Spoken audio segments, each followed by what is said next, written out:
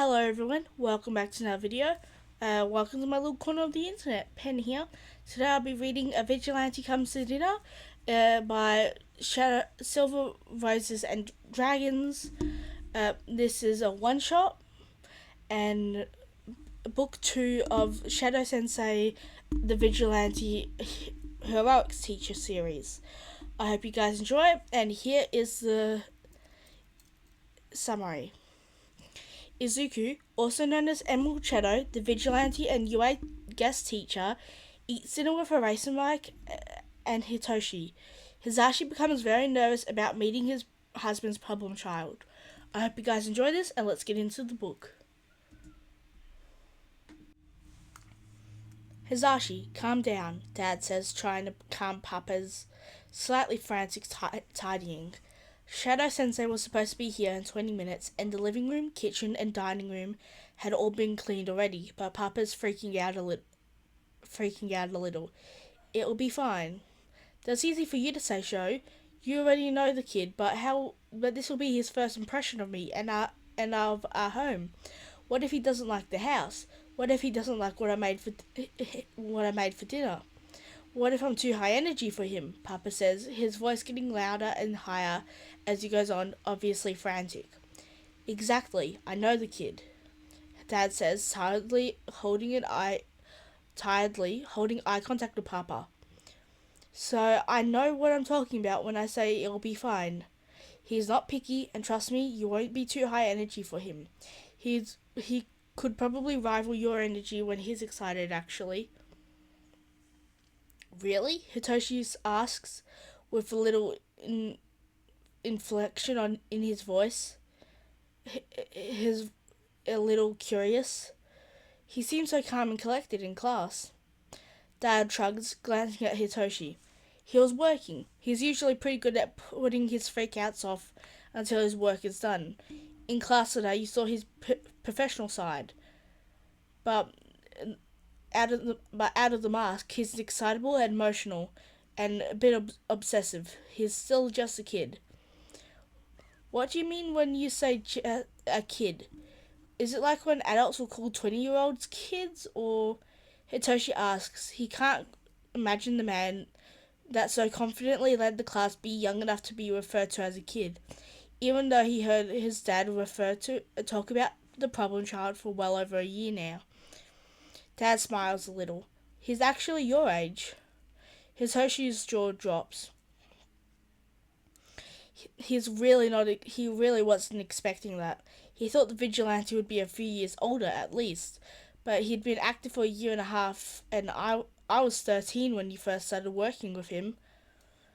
I didn't know quite how young he was at the time. I assumed he was in high school at first. Actually, and was just small for his age, Dad explained. As much as I dislike how young he started, he's good. He's better with almost no training and only homemade gear than a lot of new heroes are a year after they graduate. So he's so convinced he'll never get a hero license without a quirk, though. That at least Hitoshi already knew. Maybe teaching hero students will convince him that he can. That's the hope. That someone at UA will be able to convince him to get a license and continue his work legally, Dad explains. But if he stays with us, but he can stay with us even if he insists on remaining a vigilante, Papa says. We should convince him of that first. It would be safer than him living on his own with no one to keep an eye out for him. He's managed on his own fine for almost a year now. I agree, though. It would be good for him to have a safe place to return between patrols, Dad says. And okay, if Dad is agreeing, it's a clear sign that they're definitely adopting this kid. Hisashi tries not to fret as Shota goes to answer the door. He's heard so much about this kid. His husband clearly loves him, and as nice as that is, it makes Hisashi nervous. He's sure that He's sure he'll be that the kid. He's sure that he'll like the kid that his husband has bonded so much with. But what if they don't bond? Or even worse, what if the kid doesn't like Hisashi? Even if he knew, theoretically, that the kid was the same age as Hitoshi, Hisashi had to do a double take when Shota walks into the room with a small green-haired kid trailing behind him. The kid looks so young, so innocent, and yet he's one of the best vigilantes in the prefecture. Problem child, this is my husband Hisashi, and of course you met our son Hitoshi in class today, Shota introduced. Thank you for inviting me, President Mike-san. The kid says, bowing as and he's on, and he honestly seems nervous. His hands are at his side, but they keep twitching as if he's trying very hard to keep them still. I'm Izuku Midoriya, also known as Emerald Shadow. It's nice to finally meet you. Hisashi holds himself back from shaking his head fondly, not wanting the kid to mistake it for disapproval. It's nice to meet you too, Midoriya-kun, but please call me Hisashi. You can call me Mike at UA or on the field, but I prefer if you leave that at work. Okay, you can call me Izuku then if you want, the boy says, and Hisashi nods. Using first names is a good start on his quest to adopt his husband's problem child. You can call me Hitoshi when we're not at school, Hitoshi offers, and though his face would probably look emotionless to anyone who doesn't know him, Hisashi could see his nervousness showing through a little in his eyes.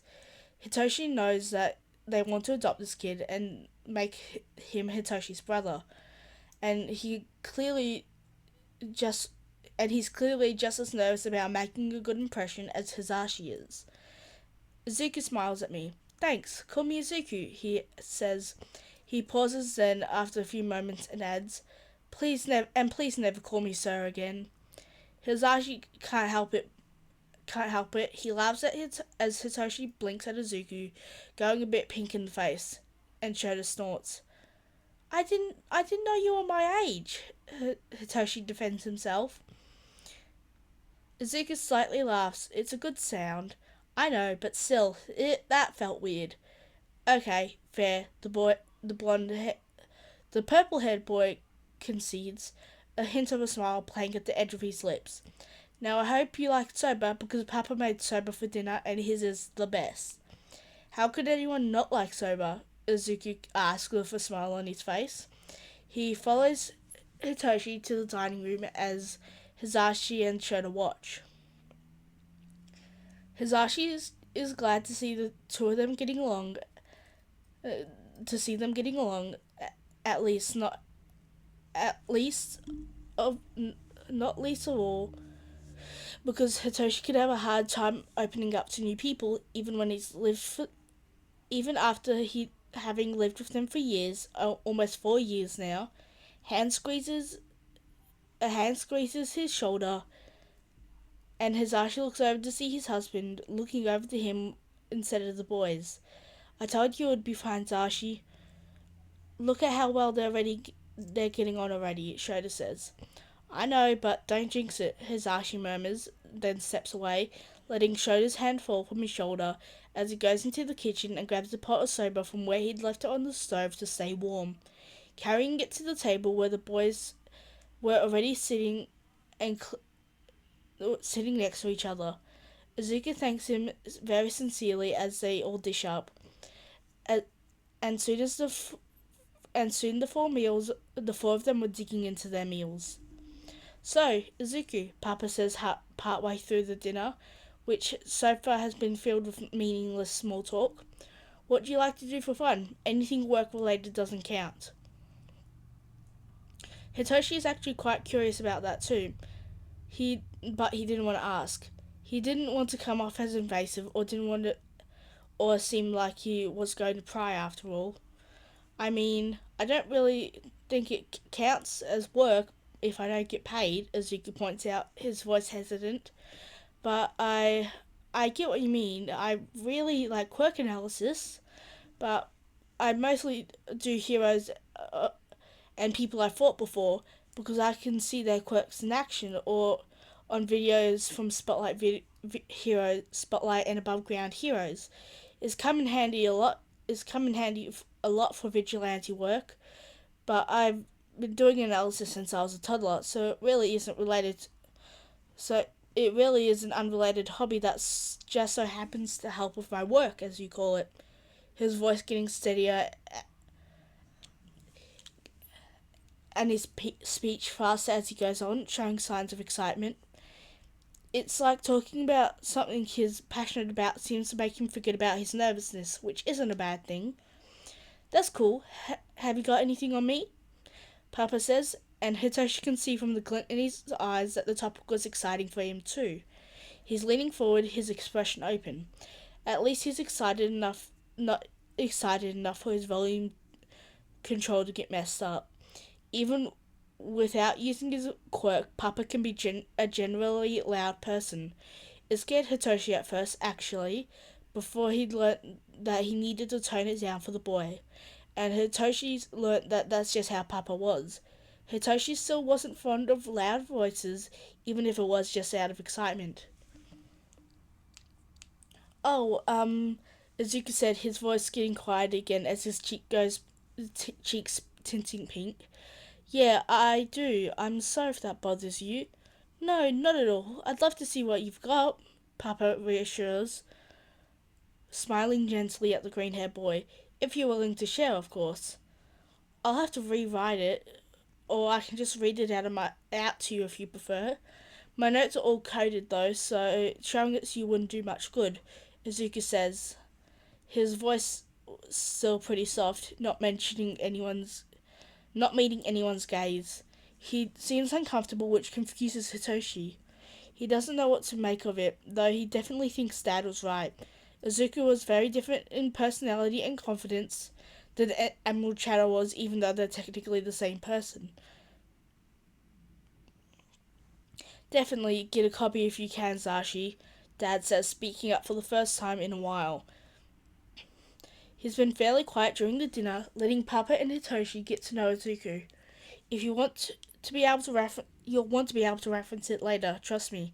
The kid's analysis is crazy good. Izuku blushes and sputters, staring at Dad with wide eyes. It's not that good. I just make some observations. Nothing special. Problem child, Dad says, shaking his head.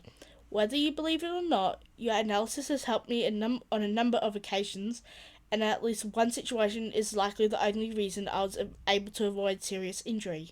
You shouldn't sell yourself short, kid. Oh, well, I'm glad I could help, Izuku says, and then seems to ignore them all, focusing only on his dinner. The three of them look at each other, and Dad seems to be encouraging Hitoshi to speak. What else do you do when you're not patrolling? You can't spend all your time on that, right?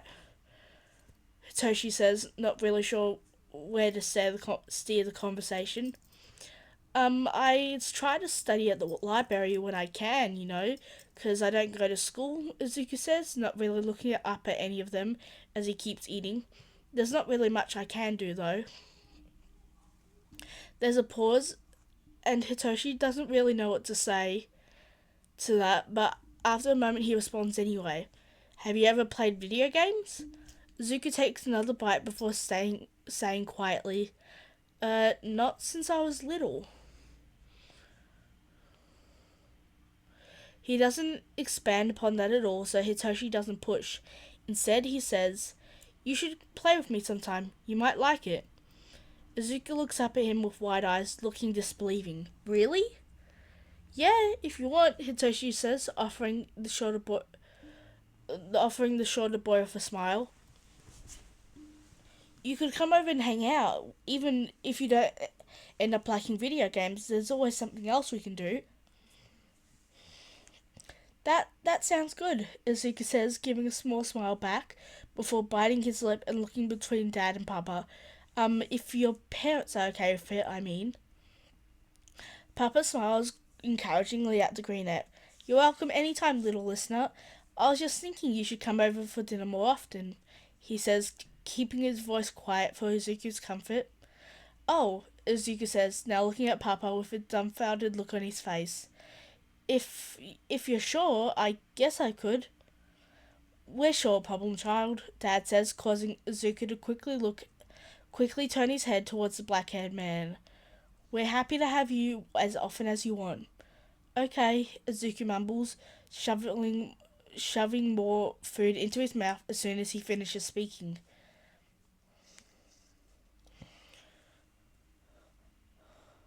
Dinner doesn't last much longer after that. Izuku finishes his large serving of soba, but insisted that he didn't want any seconds, and before long he was excusing himself to change into his vigilante gear and leave for his patrol. Want to come over Sunday for games? It's always more fun. It's always more fun when you have someone to play with. Hitoshi offers before Izuku leaves.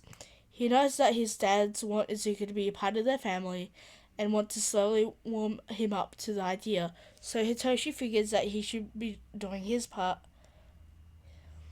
He's just doing his part. Hitoshi thinks that he would like Izuku to be part of his family too after tonight, and he's really not lying. Some of his favourite games really are more fun to play with someone to play with in person. And honestly, Papa wasn't the best to play with. Izuku looks at his feet and says, Saturday doesn't really work for me. Maybe Sunday?